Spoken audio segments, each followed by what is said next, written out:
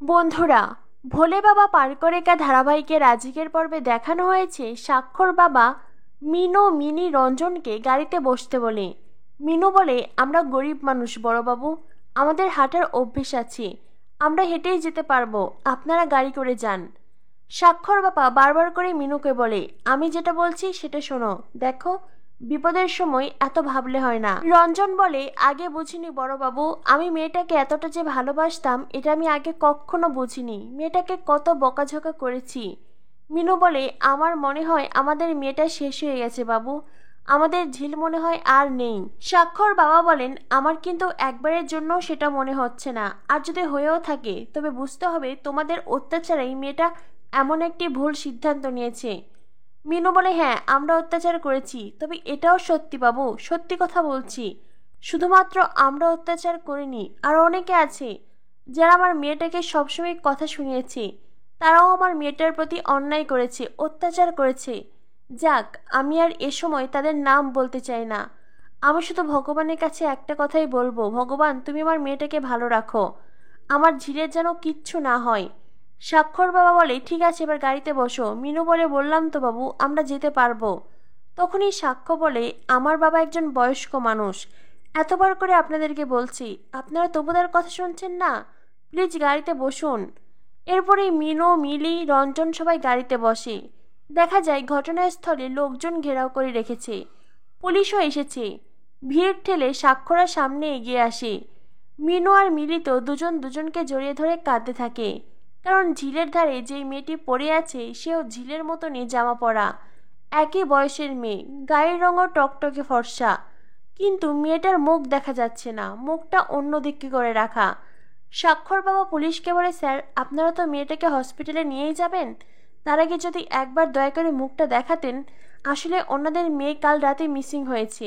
Police বলে, কি কাল রাত থেকে আপনাদের মেয়ে মিসিং, অথচ একবার আপনারা থানায় ইনফর্ম করেননি?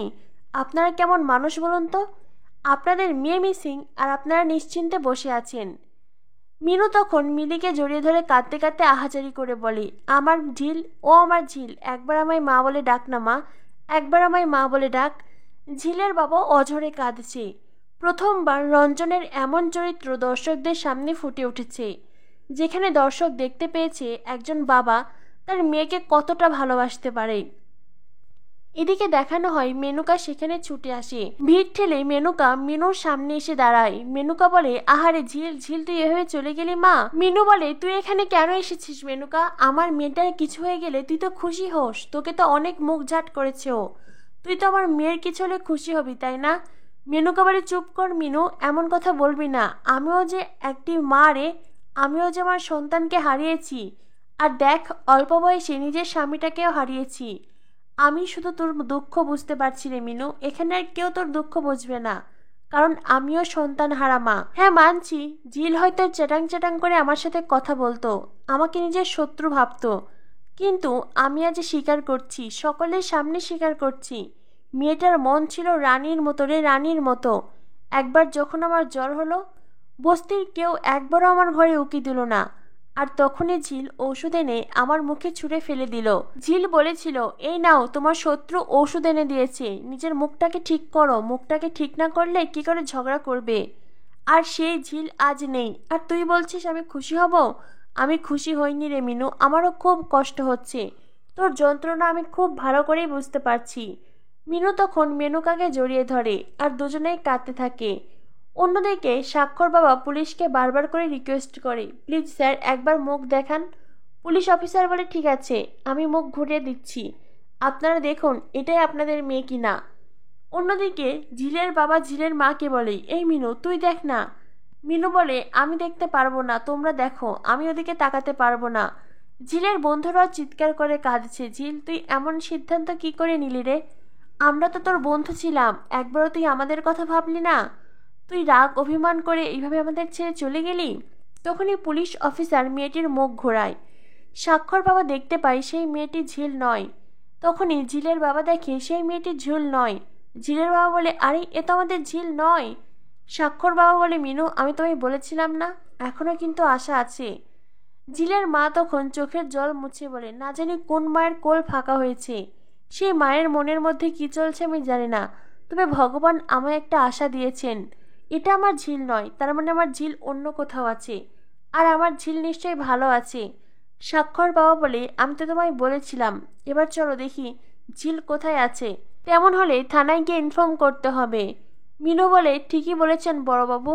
তখনই আরেকজন বলে, ওই রেল লাইনের সাইডে খুঁজলে কিন্তু হতো। এরপরে সবাই সেখান থেকে চলে আসে। ঝিলকে সারা গ্রামের সব জায়গায় খোঁজে, কিন্তু কোথাও ঝিল নেই। সবাই তখন হেল্পলেস হয়ে বাড়িতে ফিরে আসে। ঝিলের বন্ধুরাও ঝিলের বাড়িতে আছে।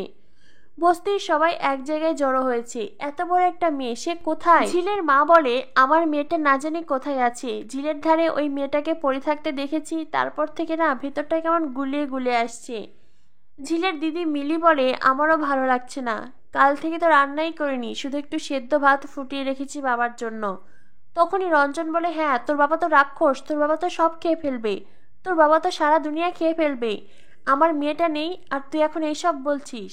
রঞ্জনও খুব কষ্ট পাচ্ছে। রঞ্জন যে ঝিলকে এতটা ভালোবাসতো এর আগে কেউ বুঝতে পারেনি। তখনই ঝিলের বন্ধুরা দেখতে পায় ঝিল এগিয়ে আসছে। ঝিলের অন্যান্য বন্ধুরা ঝিলকে নিয়ে আসছে। ঝিলকে দেখে সকলের মুখে হাসি ফুটে ওঠে। ঝিলের মা দিদি সবাই নিজেদের চোখের জল মুছে নেয়।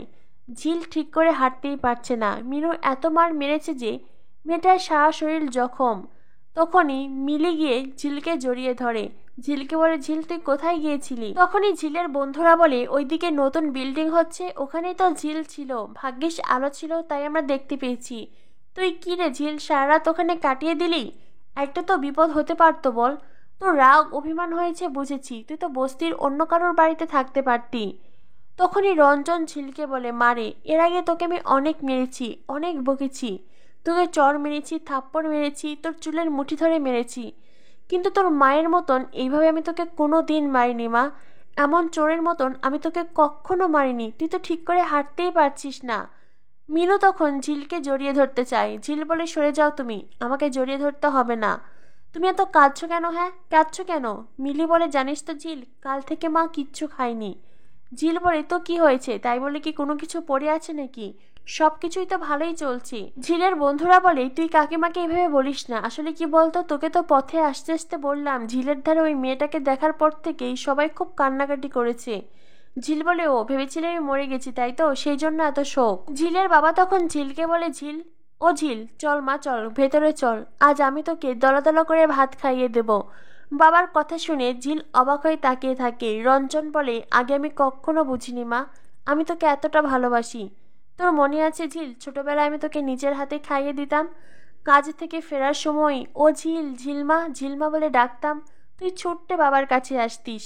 তখনও তো আমাদের খুব অভাব ছিল রে ঝিল, তবুও তোর জন্য, তোর দিদির জন্য চকলেট আনতাম, আর সেই সামান্য চকলেট পেয়ে তোরা দুই বোন কতটা খুশি হয়ে যেতিস। আজ ছোটবেলার মতনই আমি তোকে ভাত মাখিয়ে খাওয়াবো, নিজের হাতে খাওয়াবো। ও মিলি, মিলি, আমাকে দুটো ডিমের আমলেট করে দিবি মা? আমি আমার ঝিলকে নিজের হাতে খাইয়ে দেব, আমরা বাপ মেয়েতে একসাথে খাবো।